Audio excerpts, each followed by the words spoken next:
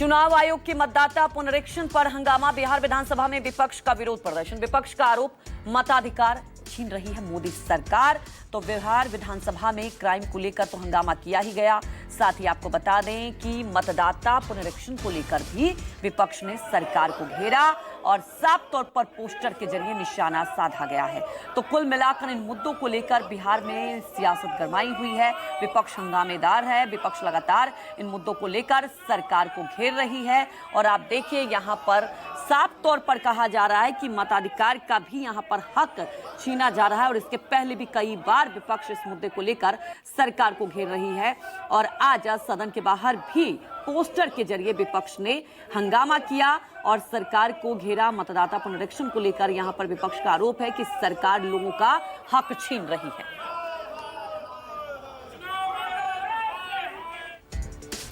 नीतीश सरकार पर तेजस्वी यादव का हमला। एसआईआर पर सरकार को चर्चा करानी होगी। लोगों को वोट के अधिकार से वंचित ना किया जाए, तेजस्वी यादव ने यह निशाना साधा है।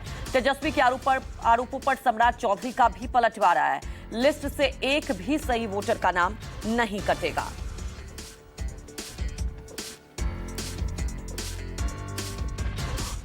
कल जो है बड़े पैमाने पर अगर सरकार नहीं मानेगी, स्पीकर नहीं मानेंगे चर्चा कराने पर, तो हमको लगता है कि आने वाला समय जो है इन लोगों को जवाब देते नहीं बनेगा। पार्लियामेंट में भी लोग जो है मुद्दे को उठा रहे हैं मजबूती के साथ, इंडिया अलायंस के लोग, और बिहार में भी कल बहुत मजबूत तरीके से हम लोग जो है इस मुद्दे को उठाने जा रहे हैं। और इस पे सरकार को किसी भी कीमत पर अध्यक्ष जी को चर्चा करानी ही पड़ेगी। संविधान में जो मतदाता बन सकते हैं, एक भी व्यक्ति का नाम नहीं कटेगा। ये राज्य निर्वाचन आयोग ने स्पष्ट तौर पर कहा। अब ये लोग सिर्फ नाटक करने वाले लोग हैं, घड़ियाली आंसू बहाने वाले लोग हैं। स्पष्ट है कि बिहार में वैसे मतदाता जो बिहार के रहने वाले और इस भारत के रहने वाले, चाहे वो अति पिछड़ा हो, दलित हो, उनको कहीं जाने की जरूरत नहीं, वो मतदान करेंगे।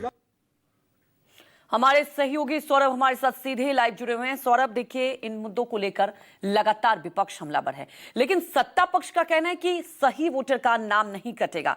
लेकिन आप ग्राउंड रियलिटी जरा हमारे दर्शकों को भी बताएं, क्योंकि देखिए चुनाव बहुत नजदीक है और ये मुद्दा बिहार का अभी सबसे हॉट मुद्दा बना हुआ है।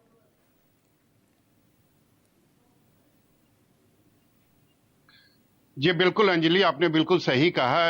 एसआईआर का जो काम ग्राउंड लेवल पर चल रहा है, कई बार हमने अपने दर्शकों को दिखाया है कि कितनी बड़ी लापरवाही एसआईआर की पूरी प्रक्रिया में हो रही है।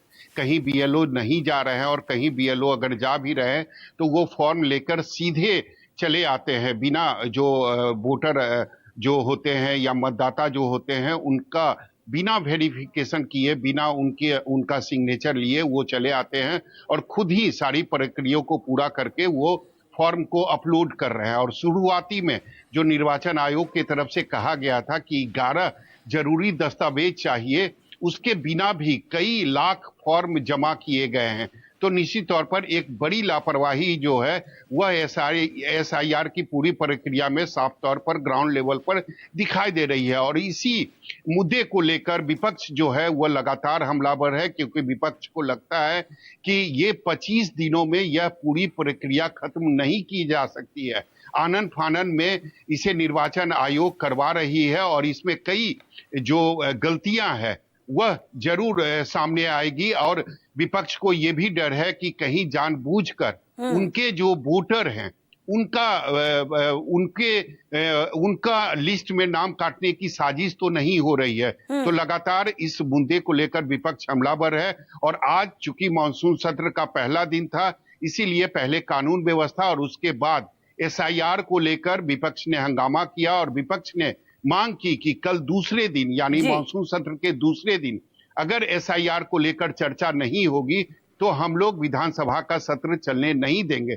तो निश्चित तौर पर विपक्ष लगातार अपनी मांग सरकार के सामने और विधानसभा अध्यक्ष के सामने रख रहा है। फैसला अब विधानसभा अध्यक्ष को लेना है और ये देखने वाली बात होगी कि कल एसआईआर मुद्दे को लेकर चर्चा सभा के अंदर होती है या फिर नहीं होती है। जी सौरभ, हमारे साथ जुड़ने के लिए आपका बहुत बहुत शुक्रिया।